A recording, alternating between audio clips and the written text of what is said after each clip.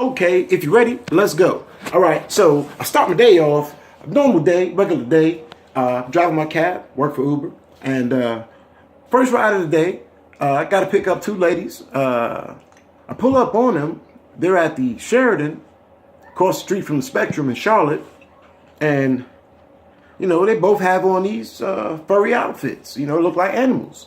You know what I'm saying? So I'm, in my mind, you know, oh man, I'm about to pick up some mascots. You know, from a mascot convention or something. You know, maybe something like that along those lines, or you know, maybe it's like a mascot get together, and when they come in and they say hi to each other. But you know, they got one's got a big. All right, so first of all, I'm gonna tell you the strangeness about this. One's got they both got huge, gigantic heads with them. All right, one's a fox, the other one's a panda. Okay, so after I get out the car, drop the heads in the back of the trunk, get back in the car, we get a little ways down the road. So I'm down the road a ways, and I take a look at them. And I'm like, hey, what you guys got going on there today?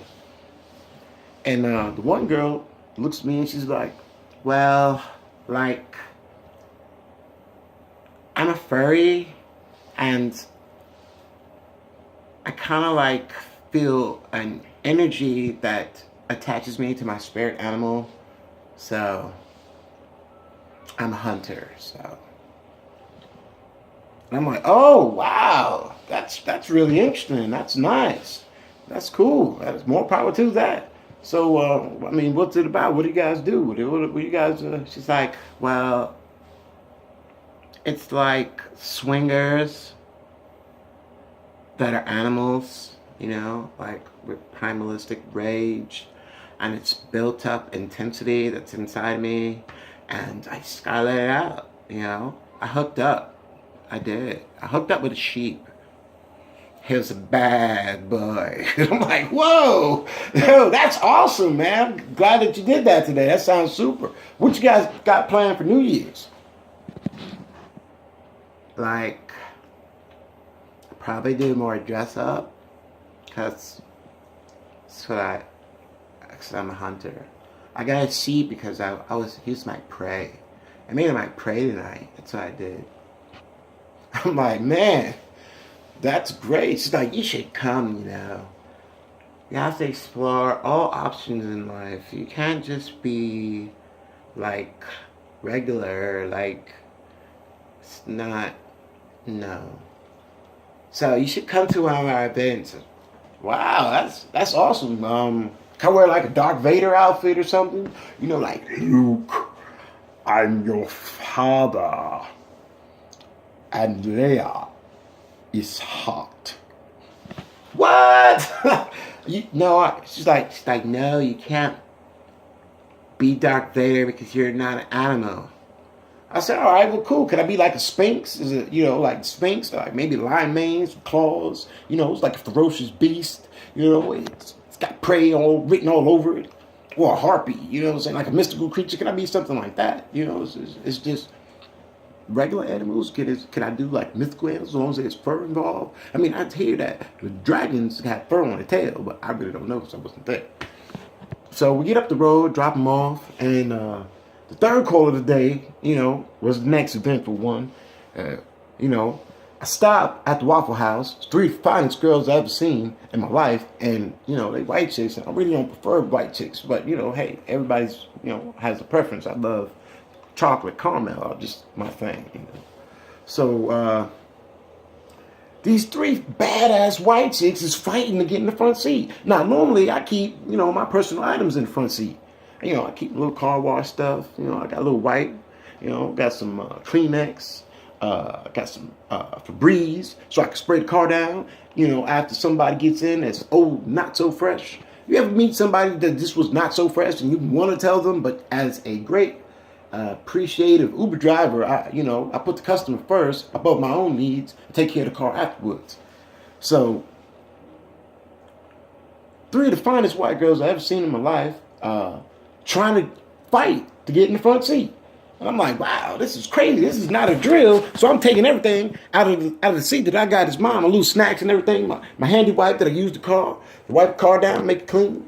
I'm shoving all that in little side pouches. And inside of the, we call that thing the dashboard, thing in the middle. Yeah, you know what I'm talking about. The armrest. There we are, the armrest.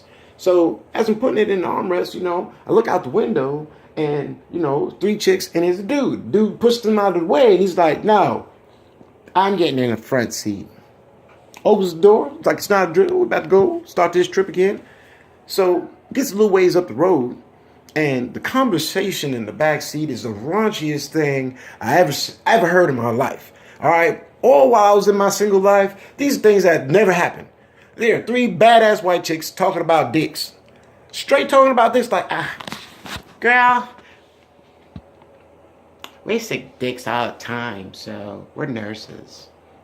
Yeah, we're nurses, and we see a lot of penis. You know, I hear that black guys have big penises. I know, because I seen them at work. I'm like, well, what kind of work do you do? I work at a hospital. What do you do at the hospital? She's like, well, I'm kind of like a janitor. Like, but I do other stuff because I clean blood, you know, I clean blood. Like, that is the hardest thing to do because there's all these bacteria and stuff like that. I could get diseases and everything. So, but in my mind, I'm sitting there, I'm thinking, this is what I'm thinking in my head. I'm like, well, damn, you're not even a nurse. You're not in that field. You know, you must be peeping at these dicks. You're a straight cock peeping, but, you know, that's another story.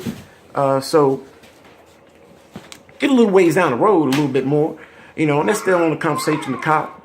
And they're like, yeah, your black guys have big penises, so how big is your penis? And I'm like, oh my God. In the back of my head, I'm like, shit, this shit does not happen to me at all. I don't feel comfortable with answering this question. It's like, you know, show and prove. I go from 0 to 60 real quick kind of thing, you know. So hell, you know, I'm about to join in. Well, you know what? I got like a Vienna sausage. That is so a stereotype. What you just said, that's a stereotype. Because not all black men have big penises. I know.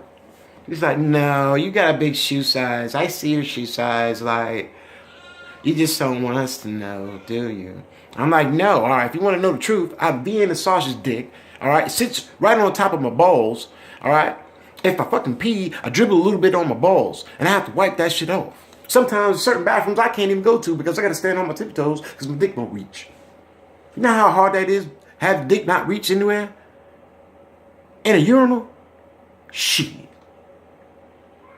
So conversation's still going on me. So I'm about to throw fame to my man on the side. So I say to him, I'm like, yo, shit.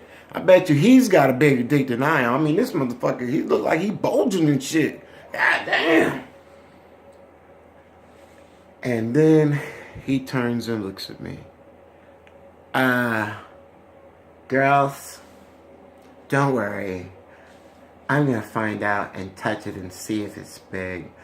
And he puts his hand on my knee. Just like, I got to see if it's big. I'm like, holy shit. It's real. It's going down. Hey, whoa, whoa, whoa. And I did the credit card swipe. Straight from the ATM. Credit card swipe. Just as fast. I swiped that motherfucker. I did. I'm not gonna lie. My rule, I don't really touch customers, but he was like, he invaded my personal space, and I felt the gayness. You know what I'm saying? It was like, it absorbed into me. You know, I am by no means am I afraid of the LGBT or the lesbian gay community. I'm not afraid. My best friend was a homosexual. We used to go pick up chicks together. He was like the chick bandit because the motherfucker was safe as hell. I find this out later though. He was safe though. So chicks gravitated toward him because they can tell him all their exotic dreams and wishes and still try to get a man's point of view because he does have a dick. So there's part of him that does like dick too, so he can communicate with what they like. They like dick, he likes dick. Okay, back to the story though. He looks at me, get a little further down the road, and he says, I'll give you $40 if you let me touch it.